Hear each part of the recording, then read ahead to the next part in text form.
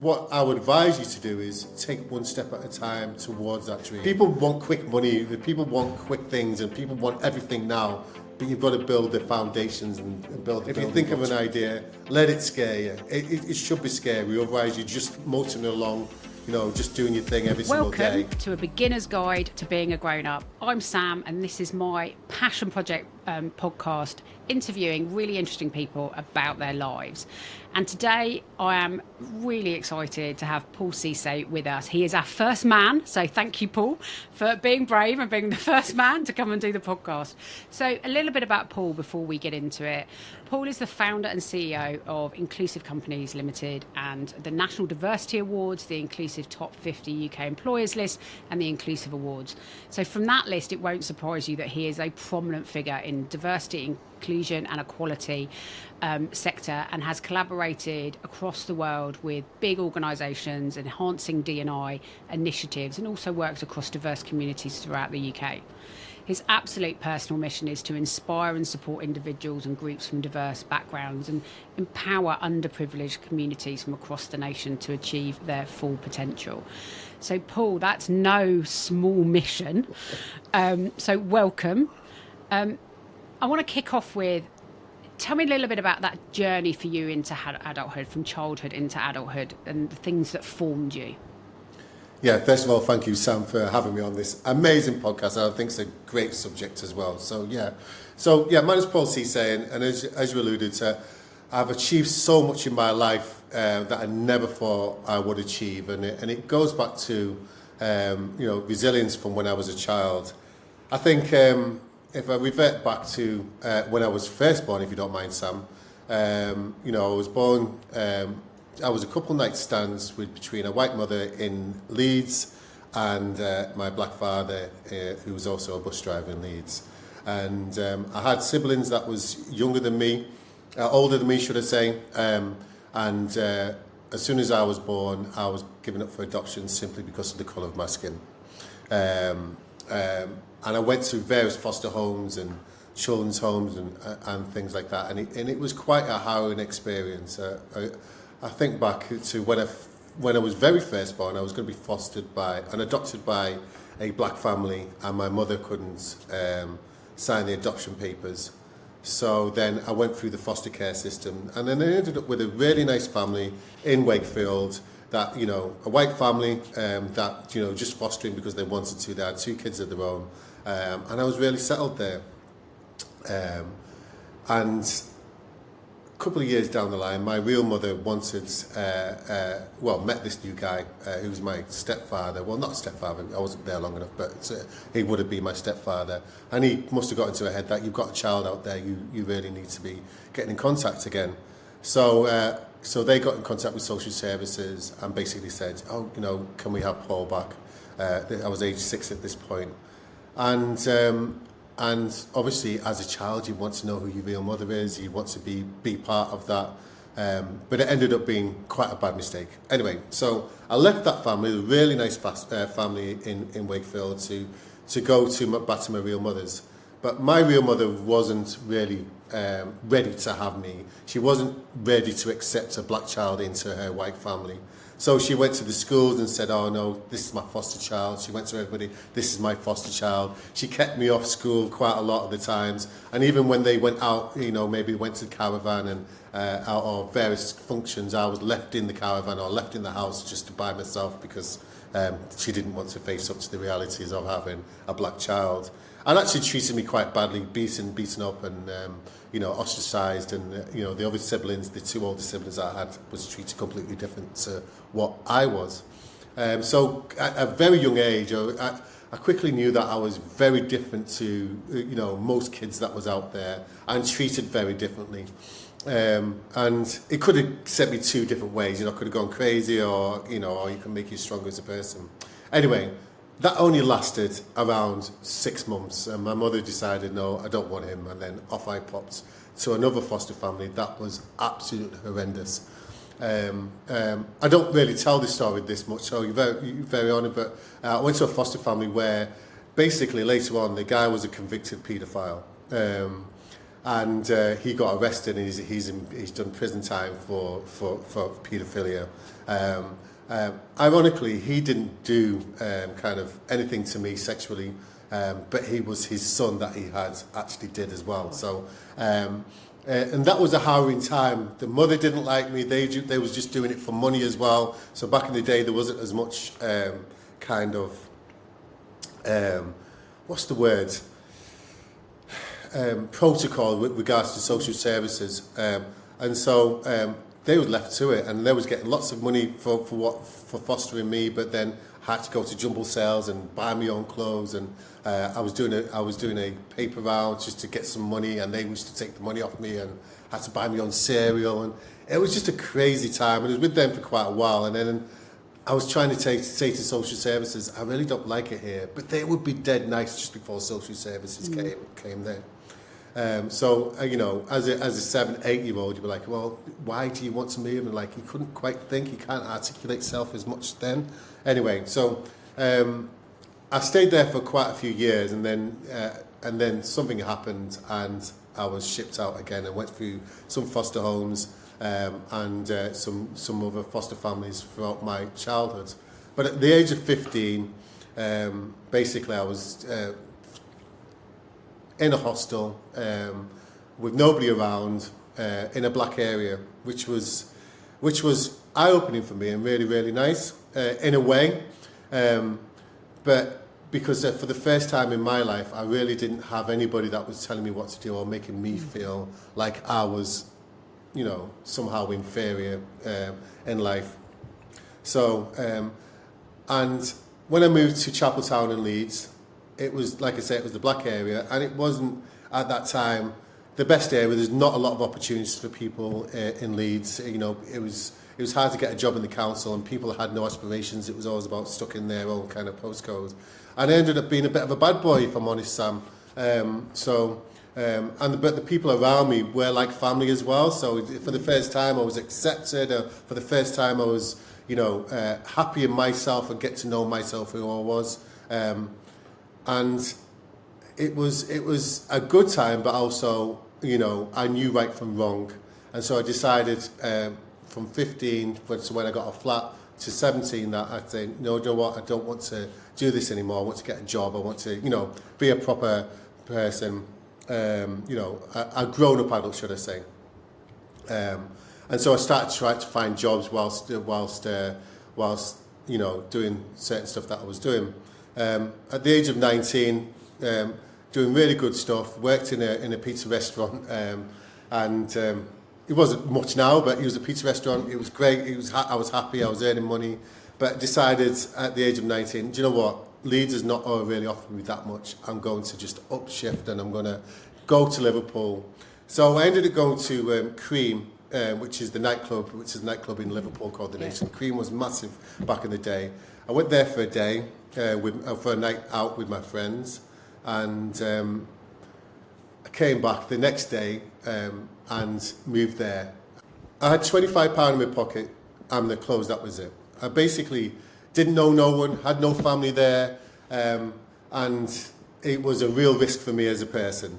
But on the first night that I was there, I met this guy called Kevin, who met this guy called James, who's a good friend with this guy called James Class. And he took me under his wing. Exactly when I first got there, he was a radio DJ for BBC Radio Merseyside. He was also an MC in nightclubs. He was a black guy from the West Indies. Very flamboyant, absolutely amazing person. And he didn't have to take me under his wing. He used to call me his apprentice. So after he pops down to BBC Radio Merseyside, and he used to just sit me there, and this is what I do, and then take me to the nightclubs, and he used to MC into the nightclubs and say, you have a go. So then I started MCing, getting paid to MCing in these nightclubs, and it was such a massive change in my life from not being accepted, having low self-esteem, to someone actually just saying, do you know what? You know, you've got something in you. You're an amazing person. You're a talented person. And sat down and actually believed in you. So then I started MCing in these clubs, getting paid in front of all these people, MCing. It was just an amazing time for me. And that was a catalyst for change for me. And when I moved to Liverpool, I thought, okay, I'm going to do things properly. I could have easily gone into the street life because I moved to Toxteth and lots of people was asking me, can you take this package? Do you want to do this? And I was a new face in the area. But I decided I just didn't want to. I also got offered a job by a security firm that was paying £1 an hour. Part-time was 60 hours a week for £1 an hour, and £1.25 if you want to do 120 hours a week. I thought, I'm not doing that either. So, yeah. Got a job in JD, got sacked. Got a job in Asda, got sacked from there. For no reason. There was actually a bit of bias in the Asda one, but I won't go into that one too much. But I'm glad these things happen because, those things made me, jump up and find out what I really want to do. So from there, and I'll stop in a minute, but from there, I managed to get a job in sales in an organisation called Diverse Liverpool magazine. It wasn't that at first. It kind of transpired into that. It was like a telesales company. And I really, really loved, just talking to people on the phone. I loved, basically, getting that sale and the buzz of the sale. And I ended up being really, really good at it. By far the best salesperson that they'd ever have. And I was getting more sales than the whole team combined. And that was a big catalyst for me as well. So, yeah. My childhood was harrowing. I went through the journey of foster care, sexual abuse, and various other things like that, but it definitely made me the person I am today. Thank you for sharing that, Paul. That's obviously a really personal journey. I'm really interested that you clearly had very early on a sense of right and wrong, which, given what you've said about your childhood, is interesting that was clearly very inherent in you.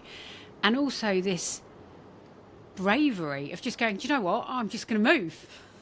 Yeah. I'm just going to up and go and see what happens. And then that serendipity of meeting the person who's going to help you to really kind of feel like you belonged. And that belonging piece, I know, is so important to you. And I know that's a lot of what drives what you do for inclusive companies as well. Yeah. If we think back to that 18-year-old self, what would they recognise in you today? So as you've gone through that journey and you've grown as an adult, if your 18-year-old self could meet you today, what would they recognise?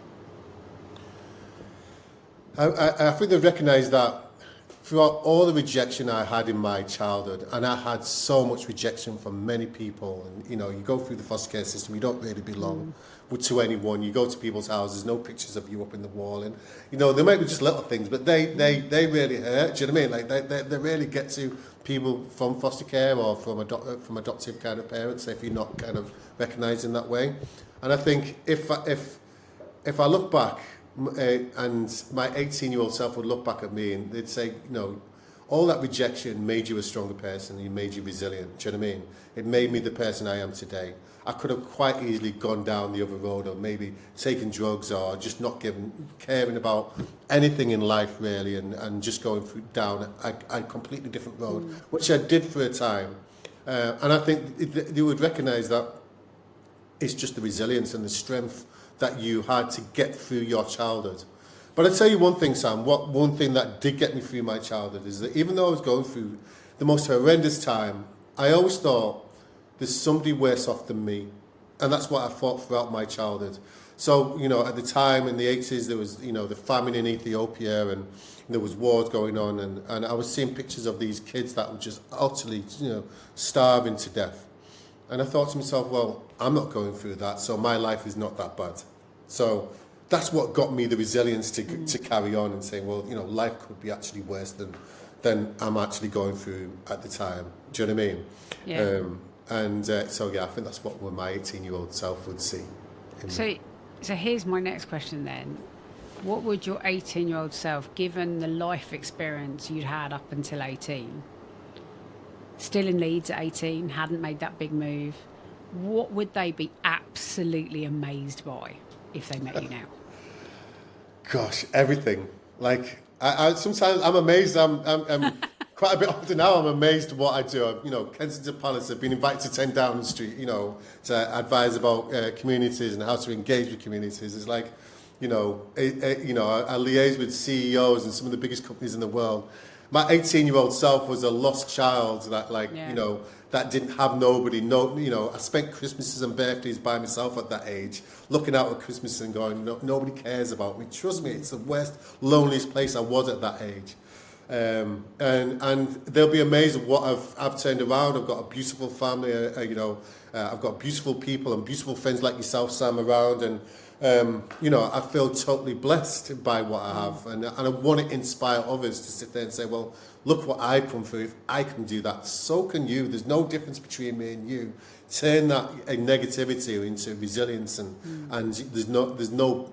Don't limit yourself, basically. Yeah. So they would be absolutely amazed. that won't believe it. They wouldn't believe it if I told them. They'd be like, "That's not me." Yeah. Oh, Yeah. That's amazing, isn't it? That you've had such a massive journey since that age.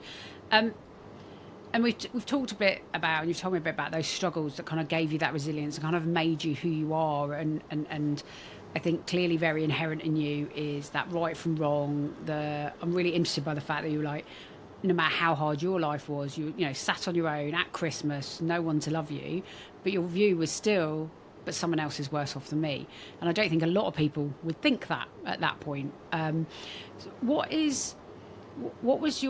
you have like an example of like a big experience of rejection that really made you kind of be who you are today?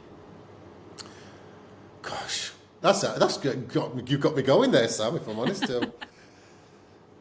I think that horrible family that I was with, I think when you're in foster care and well, there's two things. My mother rejected me. That was just my own mother rejecting you as well twice. It was a real kick in the teeth for me. It was just horrendous. But then going through that to another horrible foster family that doesn't care about you. But when someone doesn't care about it, and when you're a child, all you want is the love from that family. Do you know what I mean? You don't want anything else, but you just want to change the situation that's there. And to find that, no matter what you do and what you try, that's never going to happen.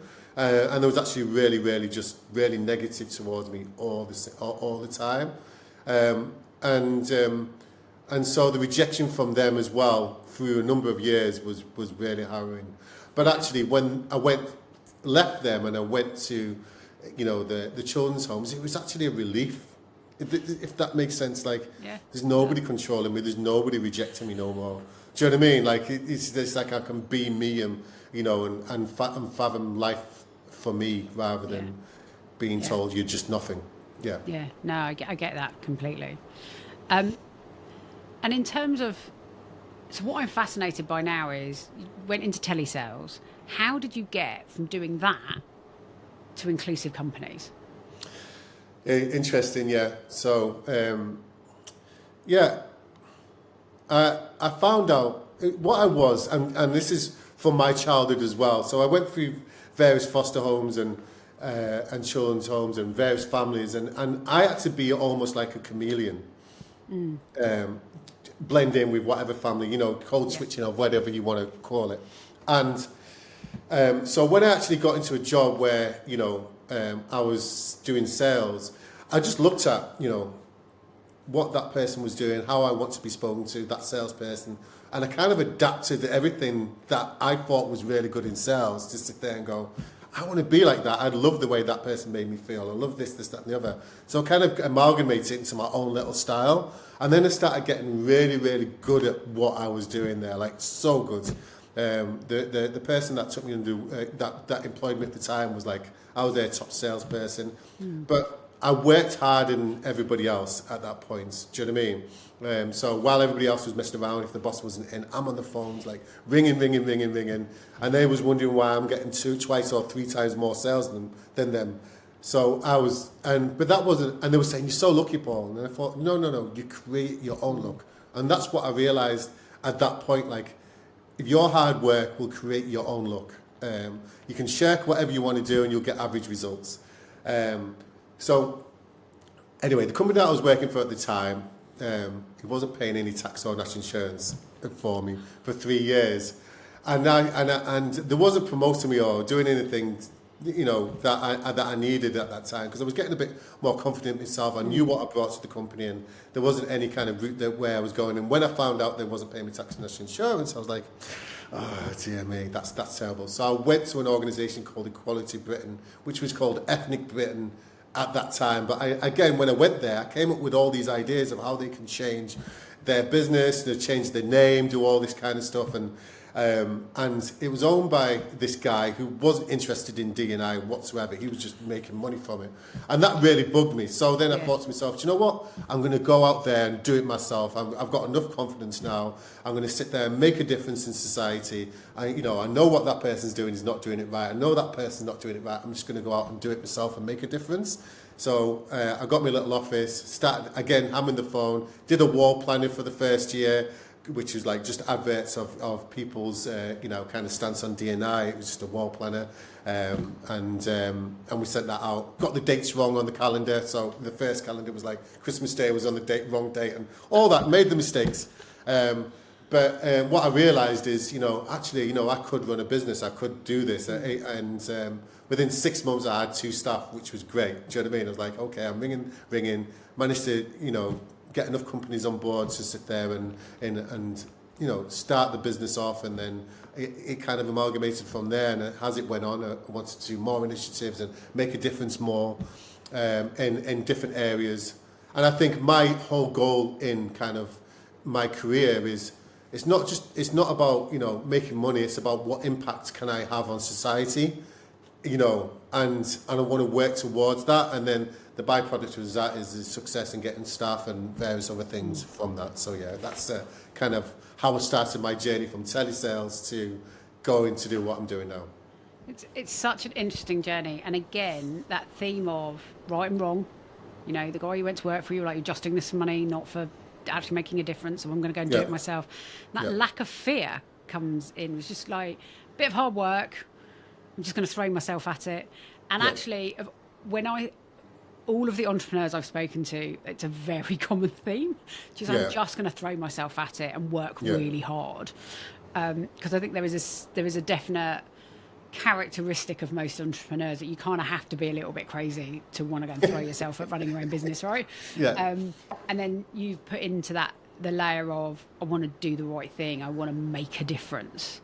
But the thing is, Sam, you think about my childhood though, and you get to a point where you just don't care anymore, so you've gone through these different situations, and by the time I got to adulthood, I was like, you know what, I just don't care. What have I got to lose? I've been through, there's nothing you could do to hurt me. There's nothing that you could say that would surprise me. So, so now I'm just like, okay, let's go ahead and do it and see where it gets me.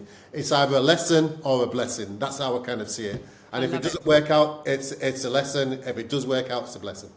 I love that. I'm gonna take that. It's a lesson or a blessing. Yeah. Okay. So my next question is, and I think you might have already talked to it, but it might be something else. What's the best decision you've ever made? The National Diversity Awards. I'm so proud of it. Like, it's just, just wanting to. Coming from where I'm coming from, and there's a story behind the National Diversity Awards. I have told it before, but the guy that I was talking about that took me under his wing, he was a real huge influence in my life. If it wasn't for him, I wouldn't be sitting there doing what I'm doing now. And he was a guy called James Class, Sesay, radio DJ, this, that, and the other. He sadly passed away with cancer, just after I'd started my business, just before I did the National Diversity Awards, and. We hold it in the Anglican Cathedral every single year. And so when he died, his funeral was at the Anglican Cathedral. And what I didn't realise, well, I did kind of, but not to the extent, and I know he didn't realise, is how many people he had influenced in his community. So, have you been to the Anglican Cathedral, haven't you, Sam? Right. Yeah, because I've been to the awards. Yeah, it's huge. I mean, it's one of the biggest cathedrals in Europe. Okay. And he filled that cathedral with well-wishers from the front to the back. There's people standing at the back of that long cathedral, wishing him well. And I know he didn't realise what impact he'd had, not only on me, but the whole plethora of people across different communities.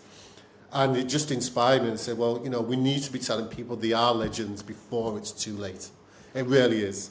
Do you know what I mean? Like, you know, everybody's sitting there, oh, that person was really great. But they're already passed. Let's tell them now. Let's say you've helped me, you've done this. So we set the National Diversity Awards with that in mind, like to tell people, the voting system, to tell people whether they get shortlisted or not, that you are amazing. You have done things, do you know what I mean? Like you are making a difference to me and my community. And it started from there, and it just grew and grew and grew. Maybe James is looking down as well and making that shine. And you know, last year we had 90,000 nominations. We've got some of the HSBC is our headline sponsor. We've got some of the biggest sponsors and companies in the world that sponsor that awards, and really believed in my vision. Do you know what I mean? Of what it was, and I'm so proud of that. I think that's one thing that, you know, I'm so proud of, and I look back and think, wow, that's amazing. And with good reason, because it is phenomenal, those awards, and the people that you recognise. As you say, it's recognising legends while they can know about it. And, you know, let them know what the impact they have on other people's lives. And I have a feeling there's probably lots of people who you've impacted that you don't know about as well. So in terms of advice, we all get lots of advice, wanted or not. What's the best piece of advice you've been given that you then completely ignored?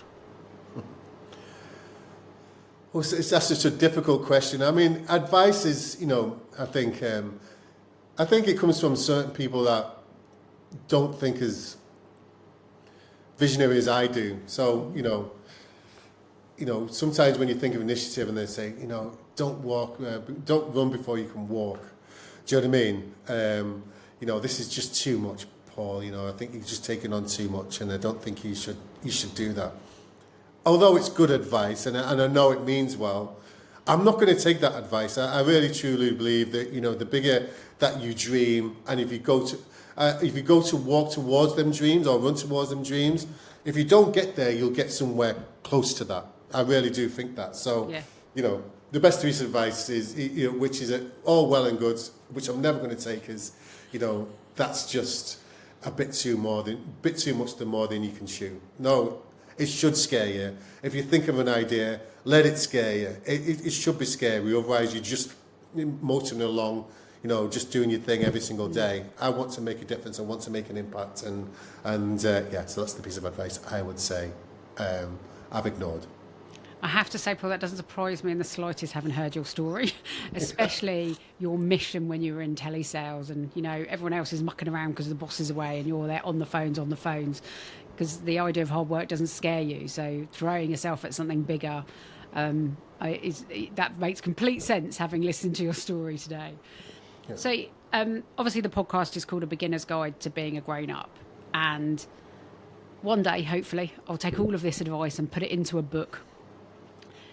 And if I did, what would be the piece of advice or the learn that you've had in your life that you would put in that guide? What's the one thing that you'd go, do you know what, this would be useful to anybody as they join adulthood? I think, you know, your dreams are something very personal to you. Mm-hmm. And if you have a dream, my advice would be go for it. Do you know what I mean? You know, it really would. And people say, oh, well, I really dream of these big things. Well, yeah, that's good. But what I would advise you to do is take one step at a time towards that dream. So, for instance, if I thought of the National Diversity Awards, and I thought how big it would get, you know, I thought about every single component. I've talked myself out of it. It's going to cost you 100 grand, 200 grand to put on. And you've got to get these presenters, you've got to get these celebrities in, you've got to do all this. And you'd be like, no. So my advice to anybody that wants to go into an entrepreneurial kind of set or wants to do anything in their life is take one step at a time towards their dream, but actually make a start. And consider yourself to be a leader in that field as well. You know, you've got to convince yourself you are a leader in that field, and then you work towards that. And eventually, I feel that you will be, because your vision is that high that you will do it. And once you took one step, 2 steps, 3 steps, you know, by the time you get to like 40 steps, you look back and go, do you know what? I've took each step, and I've gone, look how far I've come now. I've come so far from where I was then. Do you know what I mean? So simplify it. Don't overthink it. Simplify it. Take one step at a time, and I guarantee not almost guarantee you will like the results from it. A lot of people don't, limit themselves so much, and they think, oh, I can't do that, I can't do this. Yes, you can. Absolutely, yes, you can. You've just got to change your mindset. Yeah, it's that old adage, isn't it? Which is, if you think you can or you think you can't, you're probably right.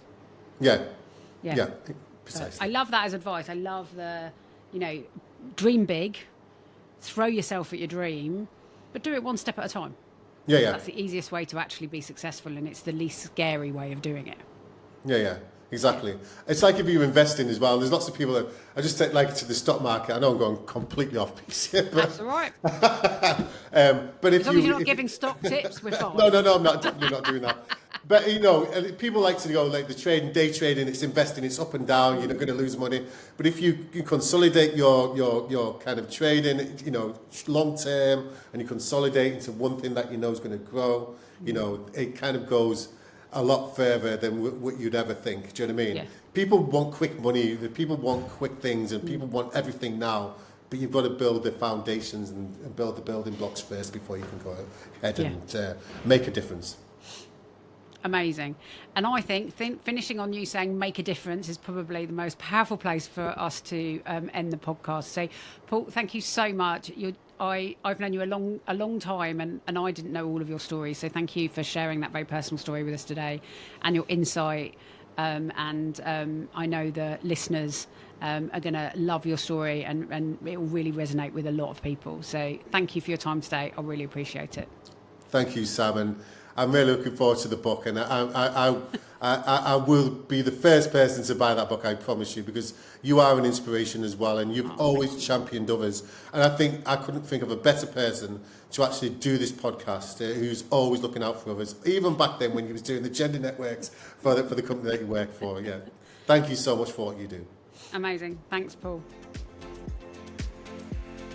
Thank you for listening to this episode of A Beginner's Guide to Being a Grown-Up. If you enjoyed it, please like, follow and subscribe wherever you get your podcasts.